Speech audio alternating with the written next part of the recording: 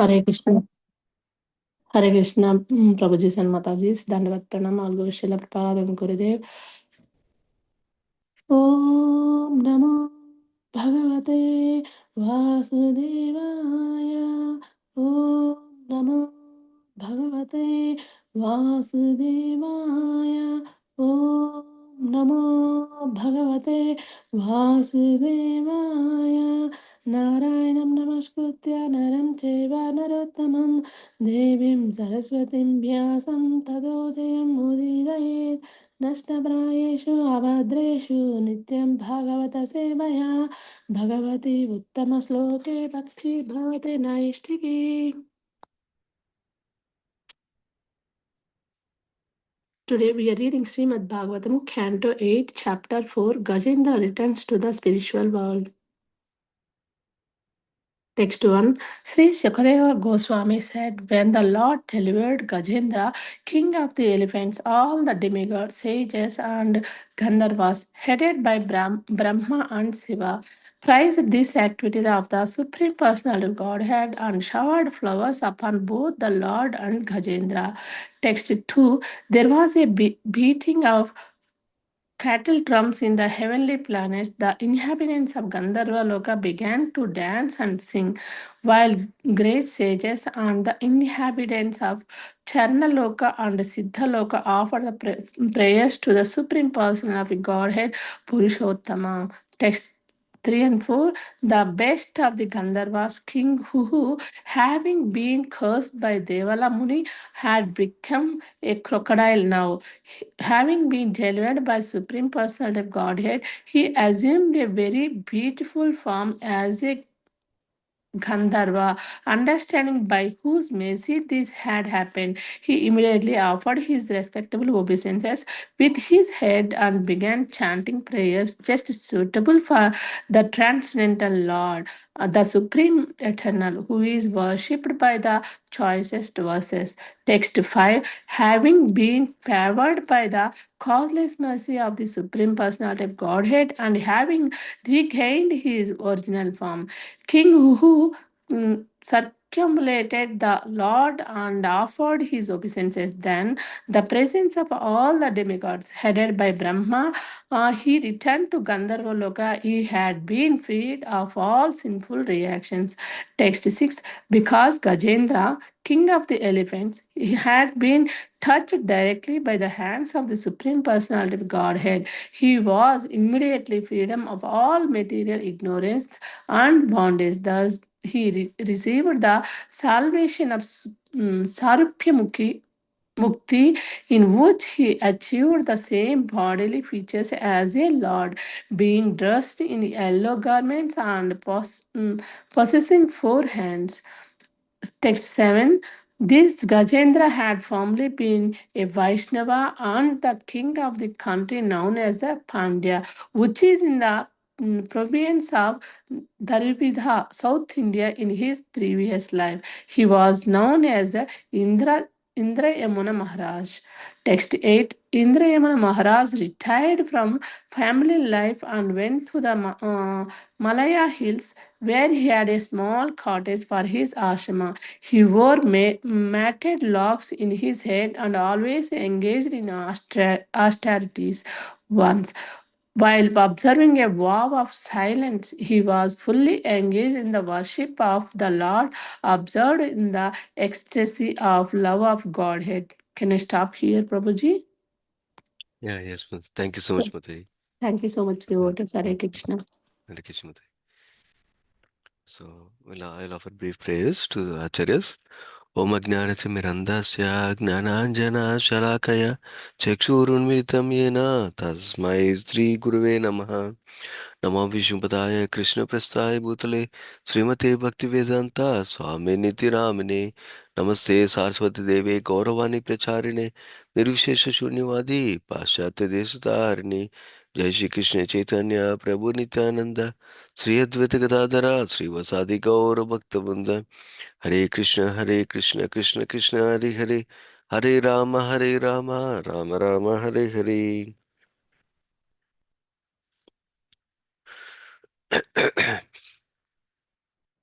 So we're coming towards the end of the Gajendra Moksha pastime. This was a nice pastime discussed in the last three chapters. Now we're in the fourth chapter of the eighth canto. So where so far we heard how Gajendra was caught hold by a crocodile in the water, and then at that time Gajendra offered praise to Supreme Lord, and Supreme Lord personally came as in the form of Lord Hari and delivered Gajendra. Not only delivered Gajendra, but also delivered crocodile, so that we can go back to become Gandharva. So this section has nice themes that are personally beneficial for us practicing devotees to take inspiration from also. So we'll go through some of the verses and then describe. So text number one, Sukadeva Goswami describes where that when Lord Hari delivered Gajendra by sending his Sudarshan Chakra to kill crocodile, right? Was holding Gajendra's leg like that. That time, after seeing this incident, demigods, sages, Gandharvas, even including Brahma and Shiva, they glorified, praised the glories of Supreme Personality of Godhead, and then and showered flowers both on Lord and Gajendra also. So one thing we notice, and the next verse also describes there was a beating of kettle drums in the heavenly planets, and Gandharva Loka residents danced and sang, and then great sages in Siddhaloka and Charanloka they offered praise to Supreme Lord Purushottama. So there are few things we can notice from here. One is demigods who are observing the pastimes of Supreme Lord are very happy seeing two things. Happy seeing that a devotee is being delivered, number one. Number two, seeing the great merciful attitude of the Supreme Lord, they're happy to see such pastimes of the Supreme Lord also. So that's why they're they're in a happy mood, they're celebrating, and they're also glorifying the Supreme Lord with prayers like that. So that's one thing we can observe here. Similarly, we as practicing devotees need to cultivate this mood of happiness when we see others happy, mood of happiness when we see others progress in their relationship with Krishna like that. And the opposite also is true, which is when we see others' miseries, we should feel the sadness for them and try to see how we can serve them, either physically or at least by offering prayers for them. So that's a mood of a devotee. That's what we see here also in these two verses, first couple of verses. Now, other aspects Srila Prabhupada is highlighting in the first verse purport is how a saintly personality, when they curse, it can become a benediction also. So, this is an important theme Prabhupada highlights to promote the purports in this section. So, I'll spend some time on it. So, in this case, uh, what happened with the crocodile? What happened with crocodile was he was a resident of a Gandharva Loka. Prabhupada writes in the purport of this verse. So then, however, uh, what did he do? He, while he was actually taking bath and having fun with his wives, it seems, in the Gandharva Loka, in a river. That time, Deval Rishi was also doing his Sandhya Vandan by offering prayers to sun god in the water. So this king, his name was not king, his Gandharva, his name was Huhu. So he happened to see Devala Rishi, and then he pulled his leg, it seems, in the water. So then Devala Rishi obviously got mad and he cursed him, this Gandharva, to become a crocodile. Why? Because he's pulling his legs, which is the tendency of a crocodile in the water like that. He cursed him. But then this king, this in this Gandharva who prayed to pacify Deval Rishi. My dear Deval Rishi, please forgive me. Please somehow deliver me from this curse like that. He prayed. But what happened? The the sage replied, Deval Rishi replied, I cannot take back my curse, but I'll give you small benediction. I give you a benediction. The benediction is that Supreme Lord Himself will deliver you when He comes to save Gajendra, like that He told him. So now, this saintly person actually cursed him, but the curse itself became a benediction. How is that? Because just by deliverance of Supreme Lord by killing him through the Sudarshan Chakra, all his sins disappeared. So he went back to Gandharva Loka. So notice one thing, two things actually. One is that Supreme Lord he could see face to face in just one lifetime. That is because of the curse of this Deval Rishi. Otherwise, he would not have opportunity to see Supreme Lord. Seeing Supreme Lord is not an ordinary thing. So that is the mercy he got through the curse like that. Number one. Number two, you notice he didn't go back to spiritual world. He went back to his position in the Gandharva Loka also. So that means he has some more purification to go or some more service to do. One of these two aspects are there. That's why he continued back in the Gandharva Loka. On the contrary, Gajendra went back to spiritual world. That we'll see in the coming verses. So the main point to see, main 2 points from this section we need to learn is this particular two verses we need to learn by seeing the example of crocodile is that we should be very careful in our dealings with the great personalities, saintly personalities. Number one. Number two, saintly personalities, even if they curse, it can become a benediction for us. Like that. That's the greatness of saintly persons like that. In fact, we see from 10th canto pastime of Nalakuvera and Manigriva, when Narada was cursing them, he was thinking, what can benefit them? Right now, they're in pride and they're not able to understand what is right, what is wrong, like that. So, what way I can curse them so that they'll benefit? Like that, he was considering. So that means saintly persons don't curse just because we did something wrong to them. They curse by considering what is a good service for them. What kind of curse will be good service for them so they can get closer to the Lord like that. That's the nature of saintly personalities. So we can also consider a similar nature, cultivating similar nature like that. Just because somebody insults us, somebody blasphemes us, somebody doesn't treat us well, we don't need to retaliate to them. It's not like tit for tat, we don't need to do that. But we can always consider what is the best service we can do to them in this situation. What can I do so that it will elevate their consciousness, so that they will come little bit closer to Krishna. Like that, we can always consider like that. That's another aspect we can learn from here. Now, going to the next verse, third verse. Third and fourth verse are together, where yeah, the background of King Huhu, who is Gandharva, cursing of Devala Muni, is being described in this verse.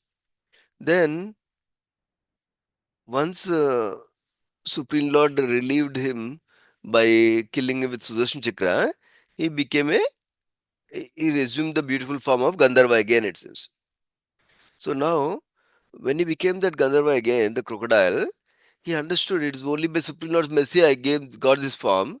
So he offered obeisances and he offered suitable prayers for Supreme Lord, it seems. So that is the Prabhupada is emphasizing in this purport that even when a saintly person curses us, we should not be displeased because that can indirectly be a blessing also for us. So he became crocodile because so fortunate in one life itself he saw Supreme Lord face to face. And then uh, Prabhupada writes in this purport, it's not there in the verse. Prabhupada writes in this purport that later on he goes back to spiritual world also to become one of the Lord's associates. Of course, the verses doesn't talk about it. That means after becoming Gandharva, probably next life or next lives, one of the next lives is going back to spiritual world for the crocodile also. That's what we're seeing from this purport. No. Yeah. Next verse describes how the crocodile became free of sinful reactions like that. So now going to the sixth verse. So in the first few verses, the crocodile history was described. Crocodile, how he was Gandharva before, how he was cursed by Deval Muni and came back here and got delivered to becoming Gandharva again. That is described. Detail of the Gandharva will come later on also in this chapter. Now Gajendra now is going back to Gajendra's background and Gajendra's flashback story like that. So what is he saying here in the sixth verse? Um, Gajendra was touched directly by the hands of the Supreme Personality of Godhead. So he was touched by Supreme Lord. So that's why he became freed of material ignorance and bondage. And he achieved Sarupya Mukti. Sarupya Mukti means same form like Supreme Lord like that. So that's what he achieved is described here. Now, Prabhupada teaches something wonderful in this context. So before we go to the Prabhupada purport, Vishwanath Chakravarti Thakur describes how Gajendra, because he offered prayers to Supreme Lord, because he engaged his mind and words in offering prayers to Supreme Lord, he actually became freed from ignorance, is described like that by Vishwanath Chakravarti Thakur. And then here, in this particular verse, the touch of the Supreme Lord is described. This is very significant for us. Prabhupada commonly talks about this in different angles. So one is here in this specific example, Supreme Lord directly, physically touched the Gajendra also, it seems. So because of physical touch of Supreme Lord, Gajendra becomes purified of all contaminations and it went back to the spiritual world to become an associate of Supreme Lord. So Prabhupada compares this to Dhruv Maharaj also. Dhruv Maharaj also was touched by the Supreme Lord and became free from all contamination and purified and perfected his life. And finally he went back to Godhead also. So like that here is describing. So now all of us may think I didn't get an opportunity to directly touch the Supreme Lord. That's why Prabhupada is elaborating the purport that we all have the same opportunity to come in contact with Supreme Lord. How? One is by hearing Srimad Bhagavatam, by hearing the holy name of the Lord, and by chanting the holy name of the Lord, by chanting the activities of Supreme Lord in terms of Srimad Bhagavatam. So, and then also by doing deity worship, by worshipping the deities. When worshipping deities, we touch the deities physically. And then also, in other words, by serving the Supreme Lord Krishna somehow or other. Through that, we also have this great opportunity to get purified like that. So we should not take these opportunities of being able to hear Bhagavatam, being able to hear the holy name, by being able to chant the holy name of the Lord, Hare Krishna Mahamantra every day, or chant Bhagavad Gita verses, or chant about from Srimad Bhagavatam, describe from Srimad Bhagavatam. These are very not very ordinary. These are great opportunities to come in contact with Supreme Lord. Similarly, opportunity to worship the deities is not ordinary because we're able to directly touch the Supreme Lord, directly serve the Supreme Lord like that.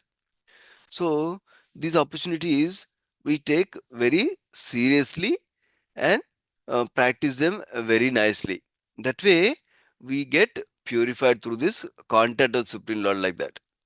So, then that means when we value certain activity, and when we understand the purpose behind certain activity, then we can be motivated, inspired to engage in the activity with the both heart and mind fully, not just mechanically doing things, but with the heart and mind also engage.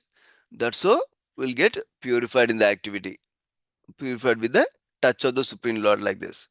Prabhupada commonly used to say that when iron rod comes in contact with fire, it becomes fire like that. That means it becomes it develops the qualities of fire, which are heat, where it becomes very hot, and it also emanates light. That is the two main characteristics of the fire also. Similarly, when we come in contact with supreme pure Krishna in the form of the holy name, in the form of Srimad Bhagavatam, in the form of the deity, like that, then we also become purified like Krishna. That's the other way Prabhupada describes. So that's why we should take this opportunity of sadhana every day very sincerely and seriously, and get purified through that processes of chanting, hearing, and deity worship like that. That's a great opportunity for us. So now, next verse, next 7 and 8 verse today are introducing the tomorrow's topic. So which is Gajendra's past life is being explained. So Gajendra was formerly a Vaishnava as described in this verse, 7th verse. Not just some king, but he was a Vaishnava king, king of the country called Pandya, which is in South India as described. And his name was Indradumna Maharaj in that previous life. So going to the 8th verse, Indradumna Maharaj, after ruling the king like a Vaishnava nicely, he retired from family life. That means he took the Vanaprastha stage of life, which usually happens in Vedic culture around 50 years age, 55 years age, like that, depending upon the circumstance. So he retired from family life, he went to Malaya Hills, where he built a small cottage for his ashrama. And then he was living in a he was living in a austere way. That is the prime thing. Remember, uh, Vanaprastha life is characterized by austerities. For example, Grihastha life is characterized by charity, is one of the main principles. Similarly, Vanaprastha life is characterized by austerities. So he was living a austere life. So one time he was observing a Maunavrata or vow of silence. That time he was fully engaged in worship of the Supreme Lord, absorbed in the ecstasy of love of Godhead. So he already was in the higher stages of ecstasy, it seems. That is the greatest thing. In Bhava and Prema stage, it looks like. So he was already engaging in worship like that. So that's where today's section ends. Tomorrow's speaker will cover the rest of the story. What happened to Gajendra? Why did he become elephant in this life like that? We'll hear tomorrow's session. But just to summarize, the key lessons we can take from these pastimes, many lessons we can take. But one of the key lesson I want to leave you with is, hmm, which you will see more elaboration tomorrow and day after probably, which is Supreme Lord is so grateful for any little service we do also. So Gajendra, being a Vaishnava in the previous life, he did devotional service. But obviously he did not become perfected, but because of a curse of a Muni, Agastya Muni, he became a elephant in this lifetime. So even though externally he became elephant, but because he did devotional service in the past, Supreme Lord reminded him to offer prayers. And Supreme Lord protected him at the right time. And he helped him to go back to spiritual world very quickly in one lifetime of elephant. So sometimes externally, oh my God, from big king, he became an elephant. Externally, it appears very bad in terms of situation. But if you see in terms of the spiritual growth, in terms of spiritual progress, in terms of going closer to Krishna, what happened is, but from king he became an elephant and went back to spiritual world. So that's not a bad deal. It's a great deal within just one lifetime going back to spiritual world. So like that, many times in our life as practicing devotees also, many things externally may seem very hard, very difficult. Oh my God, Krishna is not taking care of me, like that it may feel. But if you utilize those opportunities for getting closer to the Lord by sincerely cultivating devotion service, by sincerely praying to the Supreme Lord, understanding our predicament of a difficult circumstance, then that itself can become a benediction for us to grow in spiritual life leaps and bounds quickly. So, spiritual life is not linear like you do devotion service 1 year, 2 years, 5 years, 10 years, 15 years, keep on growing little bit like that. Devotional service can be very progressive and doesn't need to be linear like that. So, as long as we are investing our consciousness in our practice of devotional service, as long as we are focused in our devotional service, focused in growing in our relationship with Krishna, we can progress rapid fast at any time. So that should give us hope to do what? Hope to practice devotion service. Hope to practice devotion service with the mind and heart engaged fully. What does that mean? Somebody made question. How do you engage the heart fully in devotion service? What does that really mean? Like that, somebody made question, because that's a common question that comes up, especially when somebody talks about chanting with the heart like that. So the answer for that devotees give is that when we're engaged in chanting, not just chant because I need to finish my rounds so that I can go to office. I need to finish my rounds so that I can eat my prasadam. I can finish my rounds so that I can take care of my children. I can finish my rounds so that I can do something else. Not in that mood, but chant in the mood that, oh, I'm so fortunate because of mercy of several devotees, including my spiritual master, I got this opportunity to chant the holy name. There's so many people who don't know that chanting exists.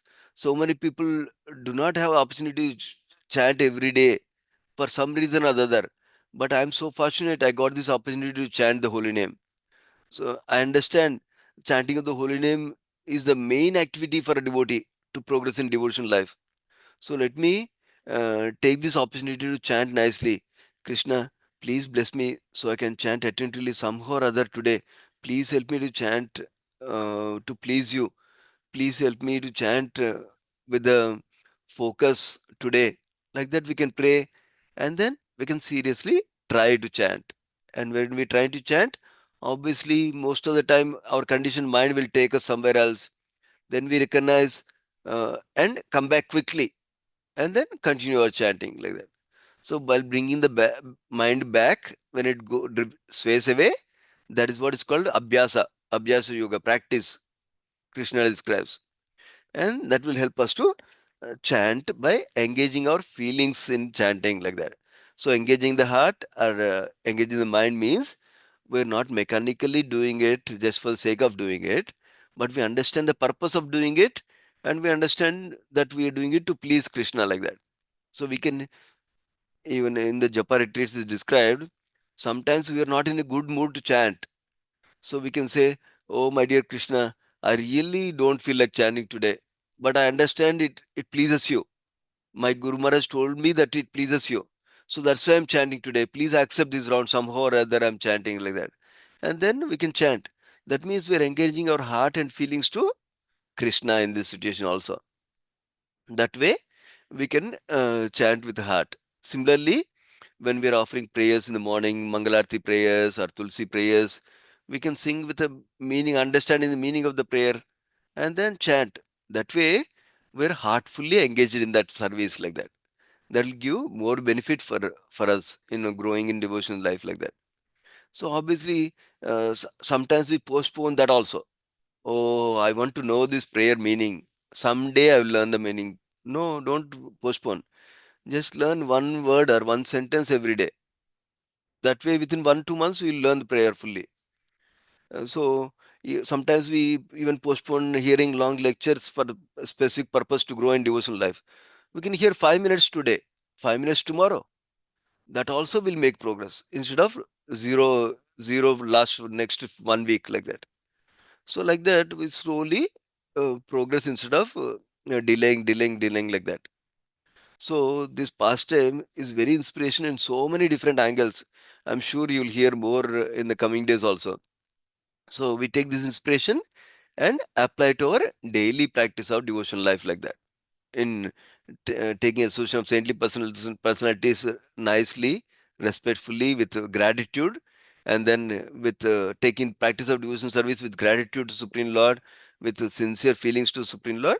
That's how we can progress. Yeah. So I'll pause here. We'll continue tomorrow. Srimad Bhagavatam ki jai, Srila Prabhupada ki jai. Vanchakalpatarubhyasya kupa sindhubhyev cha patitanam pavanebhyo vaishnavebhyo namo namaha. Thank you so much, devotees. Hare Krishna.